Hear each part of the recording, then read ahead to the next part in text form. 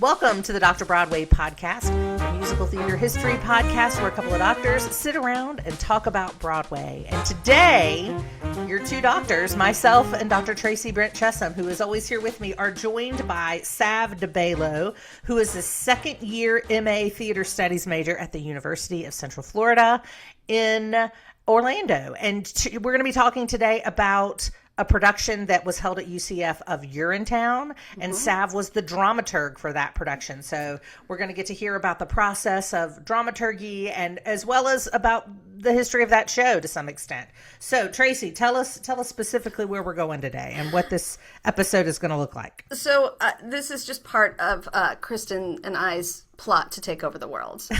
Make sure that dramaturgs happen all over the world and that everyone understands dramaturgy and loves dramaturgy as much as we do. We don't use that term very much, do we? We don't. So there's an actual term for what we're doing on the Dr. Broadway podcast. It's called dramaturgy. And that's just basically making sure that everybody has the information they need to understand the play at hand. There's a little bit more to it, especially when you're,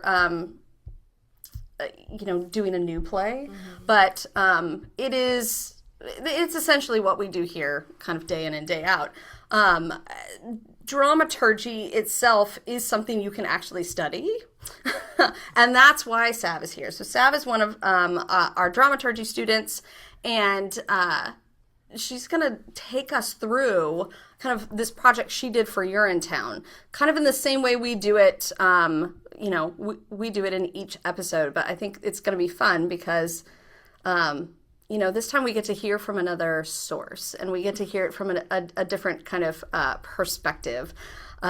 It's been fun. We do 2 musicals a year here at UCF, and one of the things that I've tried to do is just be like, hey, come on the podcast, because you're doing this anyway for people. So, Sav, why don't you tell us just a little bit about yourself before we jump into dramaturgy? Like, what are you doing? Why are you going back to grad school? And why do you like dramaturgy? And are you just as crazy as we are? All of the really important questions. Yeah, just as crazy. That's probably why I went back to grad school. No, I've always really loved writing and theater, and I didn't feel really done with my education once I graduated with my undergrad. So I actually graduated also with my undergraduate degree here from UCF. And then I took about a year off, and then I came back, and I've been here ever since. I love it. I currently don't really have anything going on right now, as in shows, because I did last production of Urinetown. Oh, you kind of have a thesis going on. Yeah, that too. That's a big deal. She's writing a book, y'all. She just leaves it out. I kind of pretend that it doesn't exist. True. In the back of my mind. It does, though, but yeah. This will be my first semester starting to actually, work on my thesis hours and do some real writing, which I'm really excited about because now I actually get to put my research skills to the test and see if I actually know what I'm talking about, which I really, really hope so. So, shall we get to it? Yeah, let's hear all about it. Talk to us about Urinetown and what it did and what it does. And okay, so yeah, I guess I will kind of just do a little gloss over of my cast packet. Again in chronological order. So, meet the authors. We have Mark Hallman. Hallman is best known for composing and writing the lyrics for Urinetown. His interest starts in opera in high school, but he did not actually study theater at all. He studied music composition at the University of Chicago. He is also known for writing the music of the play Kaboom, if you're familiar with that. No. Look, both of us are like, I've never even heard of that. No. It's really goofy. One of their deals was that they wanted to be very satirical, but without, I don't even really know how to explain it. They wanted to be very funny without the purpose underlying, but also there is still purpose underlying the jokes. Yeah. But they want you to think that there's not. They want you to think that it's kind of slapstick. Like absurdist, almost. Yeah, but instead of you see what the absurdist is trying to show you, they kind of bury it a little bit deeper and try and make fun of it. So many people who just are like, I don't want a meaning. to this. And I whenever a theater does that, I'm always like, oh, stop that. There's meaning in everything. Yeah. So then why are you doing it if you don't have a meaning? Even if it's just to entertain, like to make me laugh. That's a meaning. There's something to be said for that too.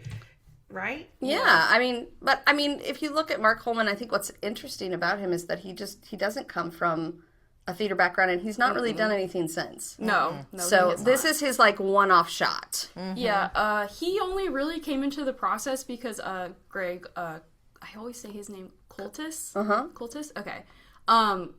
Pretty much begged him to. So Greg is a 2-time Tony Award winner. Good for him. That's incredible. He also did find the Theater of the Apes. It's an East Harlem-based theater company dedicated to off-the-wall comic works. So more absurdist comedy. Yes. Awesome. Yes. Okay, so that's how these two know each other. Got it. And so they had kind of come up with the overall idea because Greg himself was on a trip in 1995. I can read, I swear. He was on a trip in 1995 in Europe. I want to say it was about Italy. I could definitely be wrong. I didn't write that down. It wasn't too important to the plot line. And in the time period, you had to pay to use the restroom. Well, it is still the time period. Yeah, so very similar to like New York, where it's very hard to find a bathroom. In Europe, you had to pay to pee, essentially. Okay, and he thought, oh my God, this is insane. What do you mean I have to pay to use the bathroom? It's a normal function that everyone has to do, such as eating and breathing and existing. But you still have to do it. But you still have to do it. When you go to London, like the amount of places that you have to put in, so you have to have coins. That was the other thing, is that you had to have coins to go to the bathroom. So then it's like running around trying to get cash money so that you could get coins to go to the bathroom. It's a process. Yeah. And so he came back from that vacation after running out of money, and he presented the idea to Mark, and Mark was like, yeah, this is really weird, but for some reason I think it could be really funny, and very absurdist. We're here for the bit. They were absolutely in it for the bit. They did not think this was going to go anywhere. They wrote it as absurdist and crazy as possible. They wrote it with a massive cast. They wrote all kinds of special effects in the original. Never expected it to be a legacy piece that it is. And so... But the opening song is called what? It's a Privilege to Pee. It's a Privilege to Pee. And that was actually the first song that they did write for the show. Yeah, so you can tell. It just comes out of a vacation. It doesn't really have a plot. It's absurdist to start with. And then all of a sudden, something organic starts happening with it. And it really was just them. I read an article where I believe it was Mark talking about how they would sit in a church after hours because that's where he was able to have access to a piano, and they would just go crazy in there and write the most ridiculous things they could think of because they're like, oh, this is never going to go anywhere. We're going to keep going. And ironically, it went somewhere. So they pitched it to the New York International Film Festival. No one really wanted it. It was a last resort. They kept it because they didn't have anything else that they wanted to put in. But surprisingly, it blew up. It was the biggest hit of the Fringe, and they did 12 performances, and every night sold out. And so then from there, it went into off-Broadway. I know they worked on it for a few more months. Went through a new director and recasting, and then I know they had issues trying to find a theater because the production was just so big, and they wanted to keep it close to the original as possible. And so this is off-Broadway, or is this Broadway? No, this is off-Broadway. Okay. Their lives were changing. Our lives were changing. We all bet on the right horse. And I think that's kind of the overall arching theme of their creation of the show. Yeah. Is he talking about the cast? Yeah. So he's talking about the cast in that? Yeah. Just that the cast is, like, everything blowing up and they didn't expect it to? It fell kind of perfectly into place, and they never really thought it would ever make it to where it was. Yeah. So I think we definitely highlighted that in the cast packet a lot. And then went to Broadway, Henry Miller Theater. Yeah, I had mentioned this earlier. It did air in 2001, roughly. It did air or debut? Debut, I'm sorry, you're right. It's not a TV show. Sav is very good. Has a huge interest in TV and film. Yeah. And so sometimes we go back and forth between the two. They all mean the same thing. They do, but They're all synonyms, but they're not.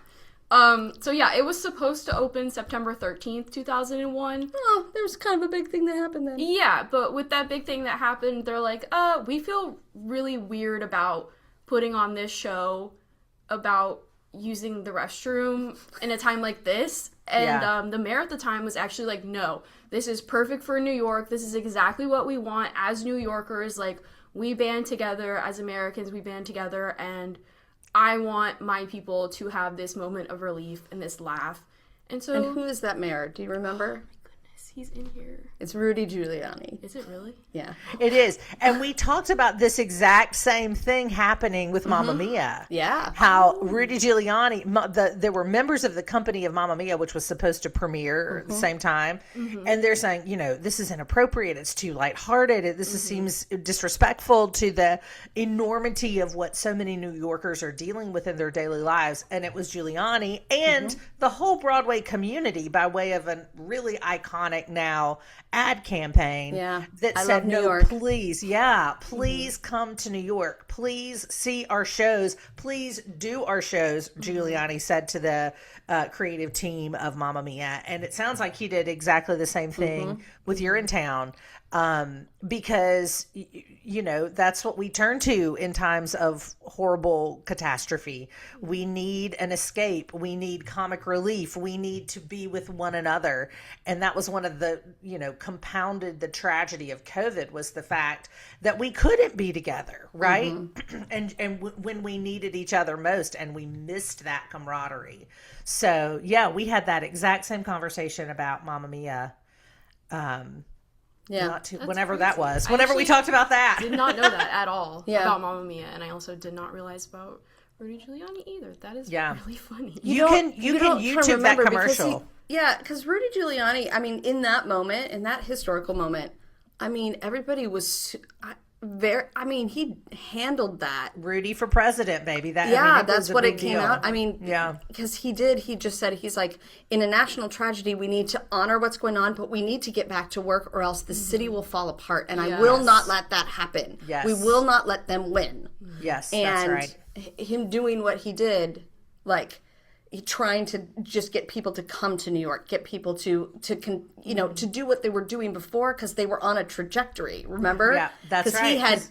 It's all connected to Disneyfication of Broadway and revitalization of Times Square and all of that had happened in the 1990s. And then we get to 2001, and for that momentum to suddenly stop would have undone all that he had done to make Times Square what it became. And we would have started defaulting on loans, all sorts of things would have happened. He's like, no, we gotta keep going. And it was the right move. Yeah, it really was the right move. Absolutely. So, well, it's like, what even would New York be without having done that? Would it be anywhere near what it is today?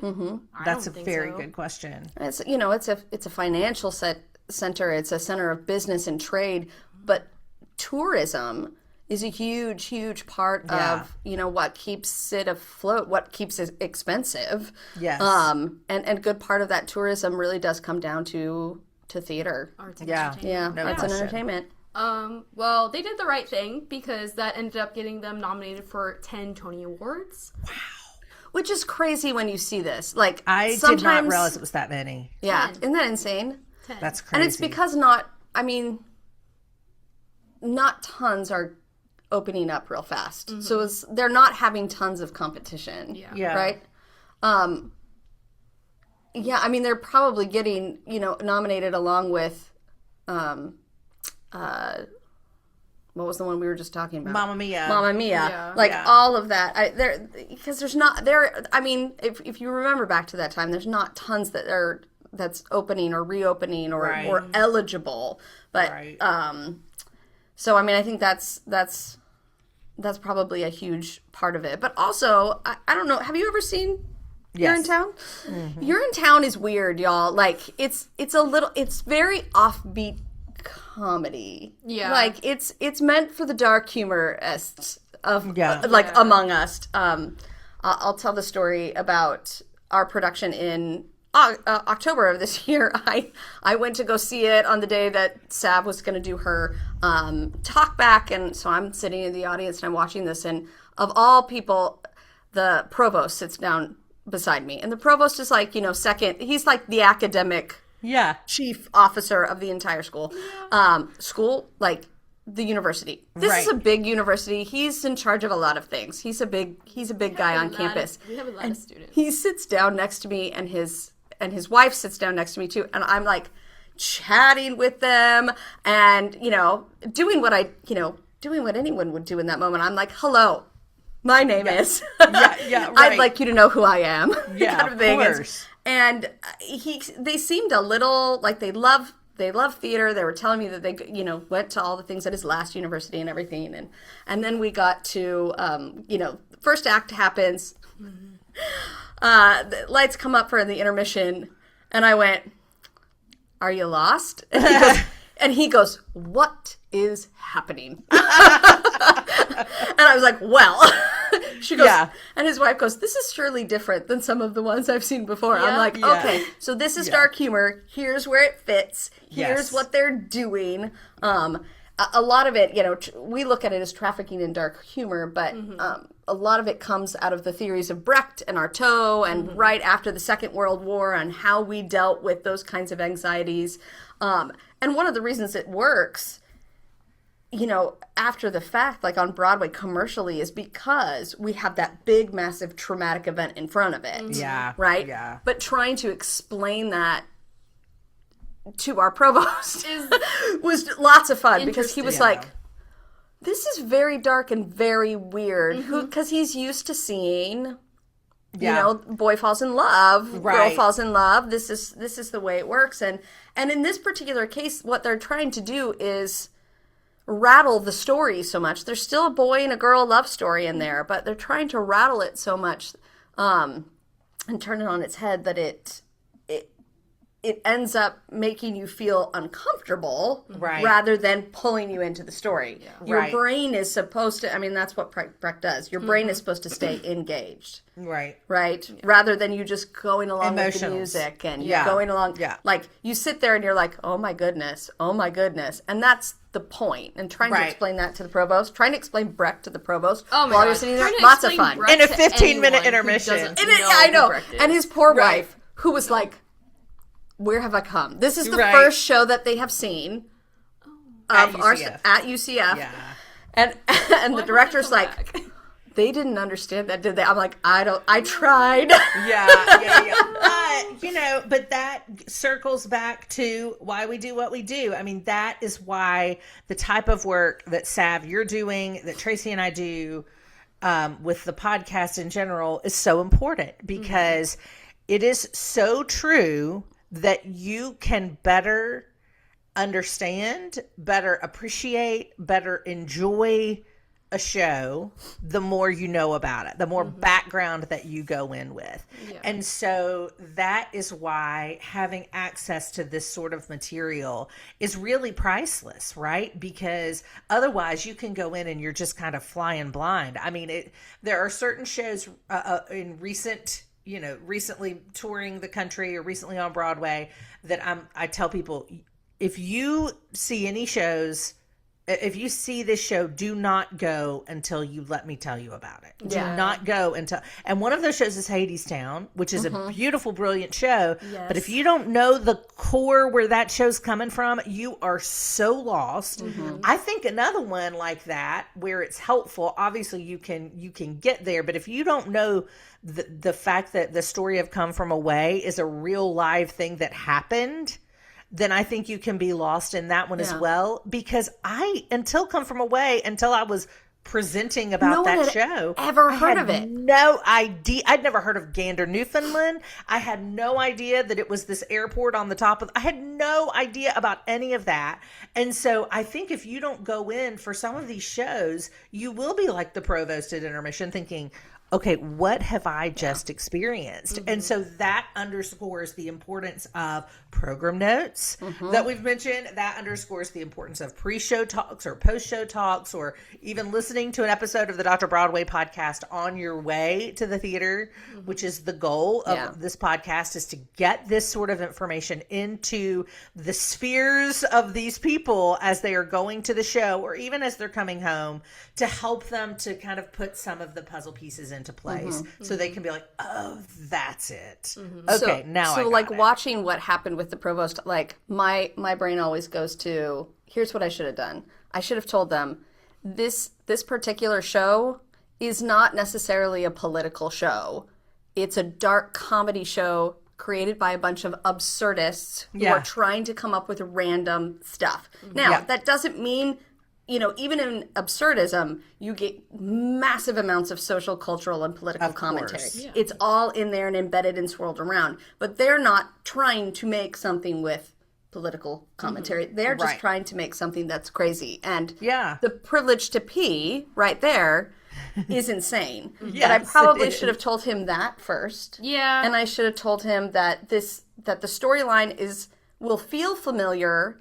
Like, you're still going to have the two people that fall in love. You're still, I'm like, but they're trying to turn it on its head. So you're going to feel a little like, wait, what is happening? And that's the point. Right. Because I think the poor man was like, is this some sort of commentary on I was like, no, because it wasn't even a commentary in 1999 when it opened. Like, it wasn't that.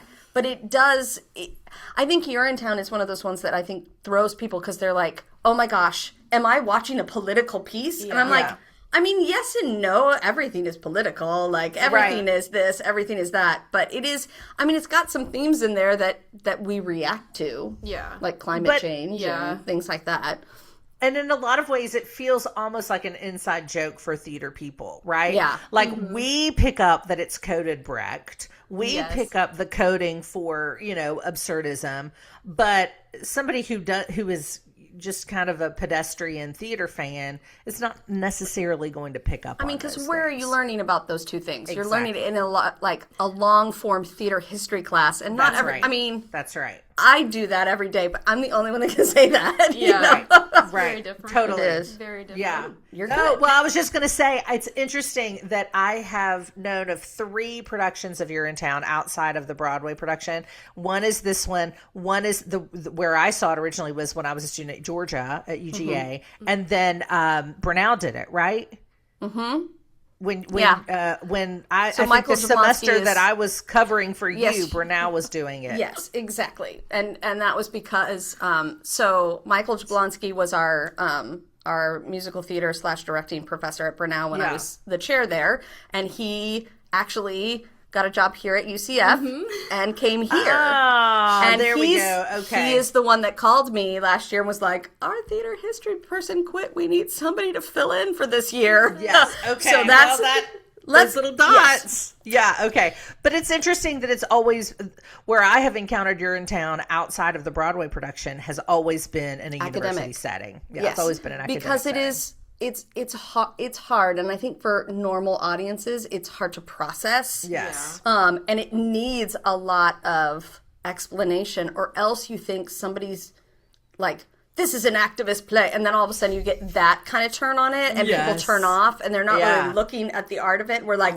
no, look, we're so clever. Yeah. And it's like, but we're not, because they don't know. Yeah. Right. I feel like it's also a really good example for like a teaching play for young creatives. So good. Because it is very politically charged, but is it a political piece? Are we going to make it a political piece? Like, what themes are we really trying to project here? We have all of these at our disposal, but what really is it significant enough to actually put it out there? So what are some of those things that it talks about? I'll let you, because I know this is all in your stuff. But what are the things that Urinetown touches on?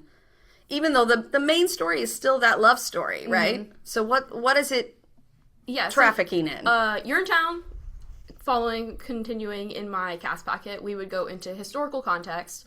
So for me personally, I was looking at the economic and social parallels that Urinetown have and also American history have. So one of the mirrors was the Great Depression. That's one of the bleak instances of the show where it's supposed to make you feel very uncomfortable. So they use like the red lines, high unemployment, desperation for basic needs and food and water. And as Tracey earlier mentioned, climate change, real water crisis is not something that we're foreign to. And also the privatization of utilities, which is still happening in Flint, Michigan, which is one of the main examples that was given to me in an article. No, that's totally true. I think maybe we should stop at this point and kind of say, again, the whole premise is the privilege to pee, and the privilege to pee means I have to pay to go to the bathroom every day because the water table is gone and they're trying to reserve resources. So they're making you hold your pee all day. And you have to pay an entire day's wages to go to the bathroom in order to control the drought. Mm-hmm. Like that was the only way you could have a privilege to pee song in there. So again, they're coming up with this idea of, this is stupid, I have to pay to go to the bathroom. In what world would I have to pay to go to the bathroom? Mm-hmm. And so they're bringing that climate change in, and they're bringing kind of this Great Depression, economy failure into it. And it's interesting how they kind of build the world. What else are they using? Also, in the economic and social parallels, we do see a lot of corporate monopolies. Obviously, Cladwell is that representation. He's the bad guy. Yes, he is. His name is Caldwell B. Cladwell. I love it. You can tell they're just being funny. Yeah. Mr. Evil Man, essentially. And then all of the ensemble poor characters, they are actually they're different representations of different generations of poor people throughout the United States from the Great Depression all the way up until now. And then more context would be theatrical and style influences. So as Tracey also mentioned, we kind of discussed Brechtian and epic theater. So one of these things that the play adheres to is breaking the fourth wall, songs as commentary, not just emotion, and then satire to expose systems of oppression.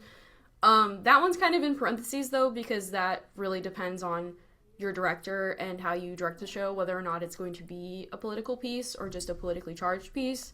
But it's still important because they are using satire to expose systems. Yeah. So it's fun. It's one of those pieces that shows off. It's another reason why it's such a good teaching piece is especially for young directors too. It's like, I can do this in 15 different ways and it's going to be a different show every single time. That's right. So, and it just depends on kind of what my through line or what I'm putting under the microscope. Right. So there's just so much embedded in it that you can jump on. Mm-hmm. So I know that's what, but it's hard for people because there's almost too much for, I think, for normal audiences. It's like, what the heck is going on here? Mm-hmm. Yeah, there's so much to play with. It also takes stylistic themes of parody within musical theater. The big opening number is directly, and it's actually quoted in the libretto of the piece. They're making fun of Oklahoma. I thought that was really funny, personally. They are trying Instead of Oklahoma, it's the privilege to pee, right? That's what it's, yeah. And then they also try and replicate, the Sondheim grittiness of West Side Story in Snuff That Girl. Mm-hmm. And then, obviously, the huge revolutionary style, such as Les Mis. They have a song called Rebel Poor, which echoes Do You Hear the People Sing? And they and all of the productions, no one fails to do the halted march that they're doing and Do You Hear the People Sing? Yep. Yeah. Everybody. But it's like this ragtag bunch of, it's fun. I'm not sure what has been done in other productions, but the thing I love to watch more than anything, like a director's choice, is how they dress the poor. I saw one production at the University of Maryland where the poor were all people whose jobs would have gone south if there was no water. So one guy, one guy was a sushi chef. So he's wearing a sushi chef stuff with a hat and everything, but it's just dirty and torn and everything. Mm-hmm. And unless you've got a real clear eye on it, you don't know what it is. in this one, for some reason, I'm still not really sure why, but they were all like Disney characters. Which, I mean, Trax, we are in. Yeah, you're in Orlando. Yeah. But it's like, there was a Peter Pan. I think there was I guess they weren't all Disney characters. There was a Phantom of the Opera. I was going to say, I think they did not just Disney characters. It was just I think they did just major characters in general. Yeah, it was funny. And did they all pick them? Did they pick them? Or did the director pick them? I'm trying to think, because my roommate actually was in the ensemble.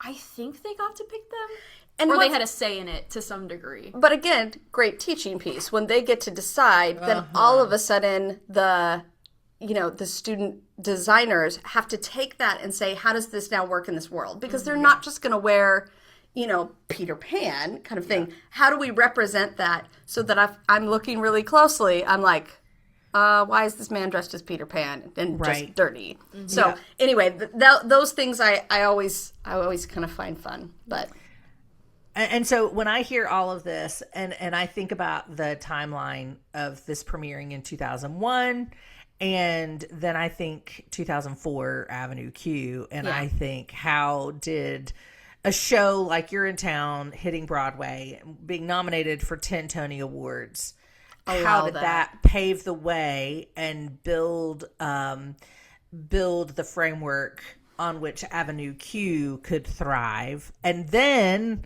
post Avenue Q, we have to think about Book of Mormon, which came 10 years after Urinetown, but nevertheless was built on the back of Avenue Q with some of the same creators, right? And so it's interesting to look at it. Yeah, I would just feel like with Urinetown, it's, again, another reason why it's weird is it just, like, for some reason, the historical moment never really, like, synced up for me. Like, why are they writing this right now, and why is it doing well? Is it just because of this big traumatic event of 9/11? Right. That's why it does it? Right. Or is this something that just would have gone back under the radar? Because for some reason, to me, Avenue Q just seems so much more connected to the cultural zeitgeist than Urinetown ever did. Yeah. Urinetown felt like an inside joke that not everybody was supposed to get, whereas, the other is everybody's supposed to get. Everybody experienced Sesame Street, right? Exactly. Yeah. Isn't that funny? Yeah. No, I just mean like the kind of theme, just the kind of tongue-in-cheek, I don't know, just the tone of the show, though they're obviously very different in terms of story, but just the tone. Yeah. I wonder if that was kind of a liberating moment for the creators of Avenue Q. There is actually a wide audience for this, for these kind of darker satires. It's like I permission. think you're right. It's permission to explore. And I don't know that there's a connection. Maybe not. Maybe Avenue Q was, already way down the development road before this happened. But the fact that they happened so close to each other in terms of timeline makes me wonder. I don't know. I've never looked at the two to know, but it would be interesting to see if there's, if you look back, and you can very clearly see when you listen to Robert Lopez, and you can hear him talk about the impact that South Park had on him. So it makes sense that when he connects with Trey Parker, is it Matt Stone and Trey Parker? Yes. Or am I mixing their names up? When they come to see Avenue Q in previews, and he meets up with them for drinks afterwards, that connection is clear. But I wonder if you listen to earlier conversations with Bobby Lopez or the other creators of Avenue Q, would they say, would they have a similar story about experiencing Urinetown? Like Urinetown, because it does seem, it just seems like it comes kind of out of nowhere, and kind of like it shouldn't have done as well as it did. Yeah. And I mean, now look at it. It is very much an academic piece. This isn't something you're going to see in a lot of places. That's right. So, just because it's a lot. It is a lot. It is a lot. There are a lot of things to explore in the show. Which is the difficult part, was there's so much to think about. So actually, for the final piece of my cast packet was just like general themes for people to be thinking about that go on or underline or overscore the show. Major themes of power and control, hope versus despair, the cost of a revolution, and then satire in musical form. And so for Power and Control, it's kind of just talking about the lock, stock, and barrel show and the dynamics of violence versus law enforcement. Lock, Stock, and Barrel are the two policemen. Yes. And their names are Lock, Stock, and Barrel. Yep. And so the major takeaway from this is that characters in power don't typically think they're the villain. They just believe that what they're doing is right. Right. Or their cause is correct. Hope versus despair. They all kind of rally around the idea of hope, even though the show itself undermines pretty much all of that and makes fun of them for thinking that they could have hope for something like that. Yeah. Major takeaway would be actors must play hope with total conviction. The comedy lands because the ideals are real to the characters, even if the situation may not be real. Cost of the revolution, major takeaway would be the ensemble must play the revolution as epic and inspiring, even though we know it's doomed from the end, or doomed from the beginning, not the end, because that's what your dramaturg just told you in your cast packet. You didn't even have to think about that for yourself. Someone told you. And then satire in the musical form would be just, I think this is another reason why I really like this show as like a teaching piece, is that it gives you a lot of weird archetypes for actors to fully to commit to and explore with and make decisions for. No, that's totally true. It's again, I'm going to say this one more time. It's a weird show, y'all. Yeah. It's a very, very weird Yeah. show. There's so much that you can grab onto if you understand musical theater, and so much to talk about afterwards. One of the reasons I like it is just that the amount of people who came into my classroom after Urinetown opened, and we were able to grab it from this point in history and this point in history and this point. Again, another reason why I kind of feel like it's very much feels more like an inside theater, like, history joke more than anything. Yeah. And not something for a wider audience. But, it was a very, very helpful tool to understand why we do what we do and how we can use it to for good or for evil, or all those things in between. One of the hallmarks of Urinetown that we love, that you touch on, is that idea of that power and control. But the end of the show, the hero dies, and the hero dies, but the bad guy dies as well. And the problem is that when the good guy who is left, the good woman that is left, when she takes over the world, she does what everybody wants, and she doesn't act like the bad guy in the earlier scenes. She does exactly what the revolution wanted, and it ends up killing the entire world completely, because they say, and they're like, while while the bad guy's methods were awful, he successfully regulated water. And she did not. And she just let everybody pee whenever they wanted, and that then meant that the water table went away completely, and then everybody died. Yeah. So that's the ultimate end, is everybody dies. Yeah. This is a weird show, y'all. Like, I don't know. Can you tell it wasn't supposed to go anywhere originally? Yes. It's almost like a bet. Let's see how far we can take this. Yes. You know what I mean? Yes. And I think that's why I see connections to Matt Stone and Trey Parker. Yeah. You know who I'm talking, the South Park guys. And Yes. the Florida guys. Because so much of their stuff is just, let's see how far we can go with this. You know what I mean? And let's see what people will pay to see.